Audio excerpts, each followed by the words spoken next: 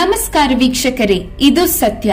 ಲೋಕಸಭೆಯಲ್ಲಿ ಸಂವಿಧಾನದ ಮೇಲಿನ ಚರ್ಚೆಯ ವೇಳೆ ಕಿಶನ್ ಗಂಜನ್ ಕಾಂಗ್ರೆಸ್ ಸಂಸದ ಮೊಹಮ್ಮದ್ ಜವೀದ್ ಮಾಡಿದ ಭಾಷಣ ವೈರಲ್ ಆಗಿದೆ. ಕಳೆದ 10 ವರ್ಷಗಳಿಂದ ನಮ್ಮ ಸಮಾಜದ ಮೇಲೆ ಕೇಂದ್ರವು ದೌರ್ಜನ್ಯ ನಡೆಸುತ್ತಿದೆ, ನಮ್ಮ ದರ್ಗಾಗಳನ್ನು ಕಿತ್ತುಕೊಳ್ಳಲಾಗುತ್ತಿದೆ ಎಂದು ಕಾಂಗ್ರೆಸ್ ಸಂಸದರು ಆರೋಪಿಸಿದ್ದಾರೆ.